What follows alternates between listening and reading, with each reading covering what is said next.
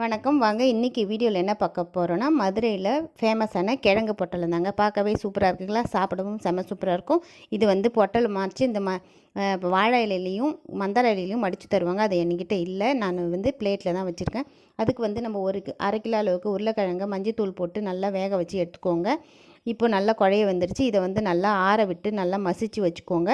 மசிச்சு வச்சுட்டு இப்போ வந்து எண்ணெயை விட்டு கடாயில் சோம்பு ஒரு ஸ்பூன் சேர்த்துக்கோங்க. சேர்த்துட்டு நல்லா பொரிஞ்ச பிறகு இஞ்சி ஒரு துண்டை நல்லா கட் பண்ணி சேர்த்துக்கோங்க.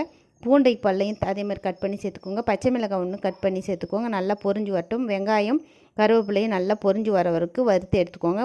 தேவையான அளவுக்கு மிளகாய்த்தூள் காஷ்மீரி சில்லி சேர்த்துட்டு இதில் மெயினே வந்து அந்த கடலை மாவு தான். அதை ஒரு 2 ஸ்பூன் சேர்த்துக்கோங்க. சேர்த்துட்டு நல்லா சுருளை வதக்கிட்டு உப்பு தேவையான அளவு சேர்த்துக்கிட்டு நம்ம எடுத்து வச்சு இந்த உருளைக்கிழங்கு சேர்த்து நல்லா மசிச்சு விட்டு பச்சை வாசனை போன பிறகு கடைசியாக கொத்தமல்லி இறக்கி பரிமாறுங்க. சூப்பரான சுவையில் கிடைக்கும்.